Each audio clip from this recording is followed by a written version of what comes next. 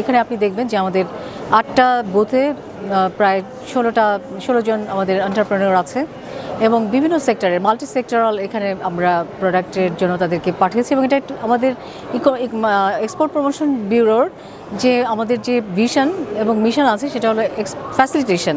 এই ফ্যাসিলিটেশনের একটা পার্ট হলো এই মেলাতে অংশগ্রহণ করা এবং যারা অংশগ্রহণ করে তাদেরকে ফ্যাসিলিটেট করা। তো আমাদের এই মেলার চলাকালীন সময়ে আমরা আজকে হালাল ডেভেলপমেন্ট কর্পোরেশনের সাথে মিট করেছি এবং আমাদের 1 থেকে 3 যে একটা সোর্সিং ফেয়ার হবে বাংলাদেশে ফর দ্য ফার্স্ট টাইম, এই সোর্সিং ফেয়ারটাতে আমরা তাদেরকে পার্টিসিপেট করতে বলেছি এবং হালাল নেটওয়ার্ক আসলে হালাল একটা যদি আমরা ধরি এটা একটা লাইফস্টাইল কনসেপ্ট। এই কনসেপ্টের মধ্যে আমরা এই প্ল্যাটফর্মে ইন্টিগ্রেটও হতে চাই। সো নট অনলি খাবার, মেডিসিন থেকে শুরু করে কসমেটিক্স, ড্রেস, তারপর আপনার ফাইন্যান্সিং, ব্যাংকিং সব কিছুই হালালের মধ্যে পড়ে। তো এই হালাল প্ল্যাটফর্মের মধ্যে অ্যাড হওয়ার জন্য আমরা আজকে একটা মিটিং করেছি। তাছাড়া 19-এ আমাদের ম্যাট্রেডের সাথে, ম্যাট্রেডও একটা এক্সপোর্ট প্রমোশন অর্গানাইজেশন, তাদের সাথে আমাদের এক্সপোর্ট প্রমোশন ব্যুরোর একটা এমওইউ হবে। এই এমওইউর থ্রুতে আমরা অনেকগুলো কোঅপারেশনের মধ্যে যাব। ফর এক্সাম্পল, আপনারা জানেন যে বাংলাদেশি প্রোডাক্ট যদি মালয়েশিয়ান মার্কেটে আসে, বিশেষ করে খাবার, এখানে অনেকে রেডিমেড আমাদের বিরিয়ানি নিয়ে আসছে এবং সর্ষে ইলিশও নিয়ে আসছে, যেটা খুবই উপাদেয় আমাদের কান্ট্রি রিপ্রেজেন্ট করে। তো এই খাবারগুলো যদি হালাল সার্টিফিকেশন হয় তখনই এই মার্কেটে বিক্রি করা সম্ভব হবে।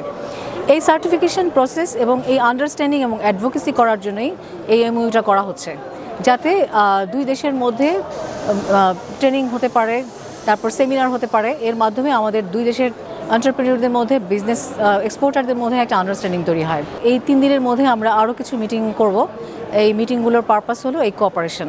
এবং 1 থেকে 3 যে সোর্সিং ফেয়ারটা হচ্ছে বাংলাদেশে প্রথমবারের জন্য, এটা হবে মালয়েশিয়া থেকে এবং ইউরোপিয়ান ইউনিয়ন থেকে এবং বিভিন্ন ওয়ার্ল্ড থেকে, ইস্ট এশিয়া এবং এশিয়ান বিভিন্ন কান্ট্রি থেকে, যে সমস্ত কান্ট্রিতে আমরা এক্সপোর্ট করি সেখান থেকে বায়াররা আমাদের কান্ট্রিতে যাবে, তারা আমাদের কোম্পানি ভিজিট করবে, ওখানে ডায়ালগ হবে বিভিন্ন কোম্পানির সাথে।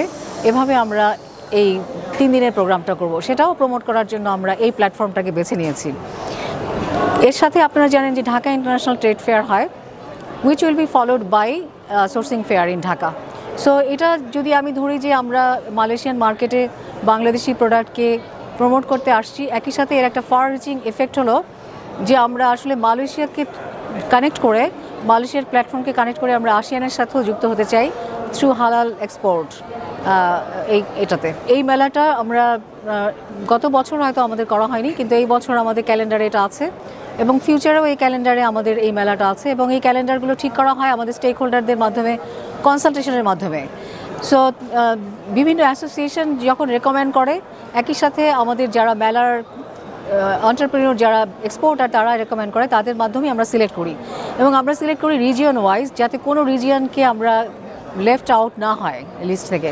হ্যাঁ, আমাদের পরিকল্পনা তো আছে। আপনি জানবেন যে আমাদের বাংলাদেশ থেকে কয়েকবার ভিজিটও হয়েছে এবং হালাল, সেমিকন্ডাক্টর, এগুলো এই সমস্ত অ্যাসোসিয়েশনের সাথে বারবার আমাদের বসা হচ্ছে। হালাল যদি আপনি মনে করেন যে এটা মুসলিম কান্ট্রি শুধু, এখন কিন্তু হালালটা গ্লোবালি খুবই একটা ডিজায়ার্ড এরিয়া হয়ে গেছে। আপনি হয়তো জেনে থাকবেন যে এটার মার্কেট প্রায় 30+ ট্রিলিয়নের মতো এবং এখানে কিন্তু নন মুসলিমই বেশি। কারণ হালাল বলতে আমরা শুধু যে খাবারটাকে একটা Islamic concept, it's not that. এটা হলো আপনার fair and justice to labour standard, to food quality, to sourcing, to tracing, সব কিছু। তো এই পুরো স্ট্যান্ডার্ডটাই কিন্তু হালাল কনসেপ্টের এবং আমরা প্রাউড ফিল করে বলতে পারি এটা কিন্তু আমাদের ট্রেডিশনে অনেক দিন আগেই আছে। এখন যেরকম ইউরোপিয়ান ইউনিয়নে কমপ্লায়েন্সের কথা বলা হয়, স্ট্যান্ডার্ডের কথা বলা হয়, এই স্ট্যান্ডার্ডগুলো কিন্তু আমাদের হালাল কনসেপ্টের ভিতরে অলরেডি আছে ইমবেডেড।